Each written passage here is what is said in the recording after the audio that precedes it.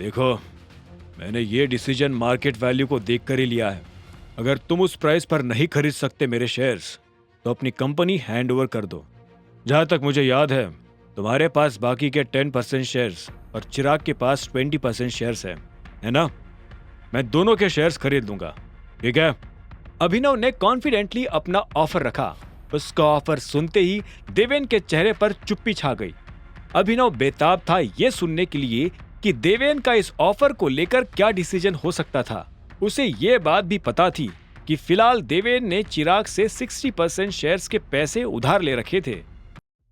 देवेन ने अभिनव यानी टाइगर को फोन करके यह कह दिया था कि वो शेयर्स के 2 गुना पैसे नहीं दे सकता था।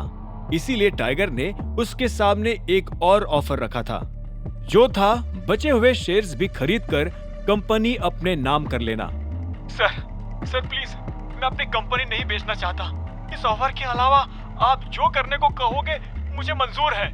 देवेन ने परेशान होते हुए कहा, अगर कंपनी नहीं बेचना चाहते हो तो मार्केट वैल्यू के हिसाब से डबल अमाउंट दे दो उन शेयर्स के 5 दिनों में। अभिनव ने मुस्कुराकर कहा और इससे पहले कि देवेन कुछ कह भी पाता, उसने फोन काट दिया। फोन को कटते देखकर ही देवेन ने गुस्से से उसे दीवार पर फेंक कर तोड़ दिया और वो अपना सिर पकड़कर नीचे बैठ गया। उसे ये समझ नहीं आ रहा था कि अचानक टाइगर उसे इतनी बुरी तरह से क्यों ट्रीट करने लगा था। कहीं मैंने टाइगर को जाने अनजाने में ऑफेंड तो नहीं कर दिया है? देवेन अपने आप से ये सवाल पूछकर दिमाग पर जोर डालने लगा। उसे पता था कि टाइगर को नाराज करने से बड़ा पाप इस शहर में और कुछ नहीं हो सकता था। देवेन को महसूस हुआ कि अगर वो अपने आप को कंगाल होने से बचाना चाहता था तो उसे किसी भी हाल में टाइगर को उसकी कंपनी खरीदने से रोकना था।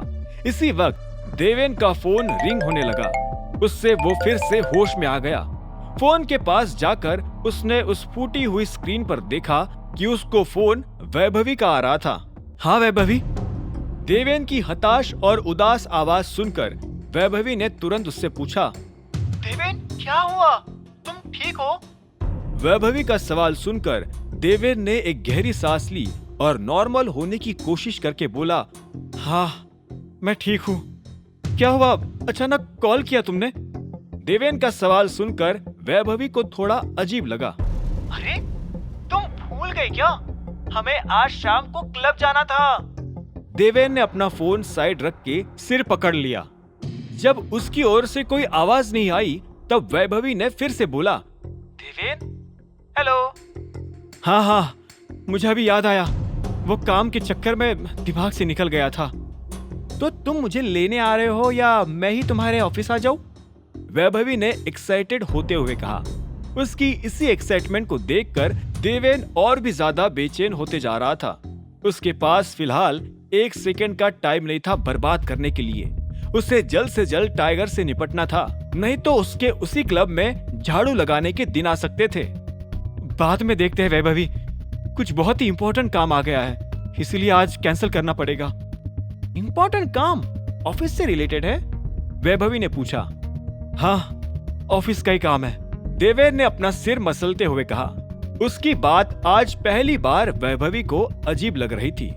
उसे लगा कि जरूर ही देवेन काम के बहाने उसे इग्नोर करने की कोशिश कर रहा था, क्योंकि देवेन तो अपनी कंपनी का मालिक था और जब चाहे तब छुट्टी ले सकता था। देवेन, इससे पहले कि वैभवी आगे कुछ बोल पाती, देवेन ने कहा, बाद में बात करते हैं, हाँ? और फोन काट दिया। वो फिर से अपने कैबिन में अकेला सिर पकड़कर एक कोने में बैठ गया था। आज रात उसकी घर जाने की भी इच्छा नहीं हो रही थी। सुबह होने को आई और बाथरूम से बाहर निकलकर अनन्या अभिनव की ओर देखने लगी, जो कि अपनी टाई पहन रहा था। तुम कल घर जल्दी आ गए और जल्दी सो भी गए, विश्वास नहीं होता। अभिनव ने कुछ भी जवाब नहीं दिया और वो अपनी टाई पहनने में लगा रहा। अनन्या उसे अभी भी दिलचस्पी से देखे जा रही थी। उसे महसूस हुआ कि अभिनव भी हैंडसम है और उसमें वैसी सारी खूबियां हैं जैसी एक मर्द में होनी चाहिए, लेकिन वो न सिर्फ दिमाग से पैदल था बल्कि जेब से भी फटीचर था। अनन्या उसे चिराग जैसे शेर के सामने एक चूहे के समान देखा करती थी और उसके लिए ये सोच पाना भी मुश्किल था कि वो आखिर इस लड़के से शादी कैसे कर बैठी थी।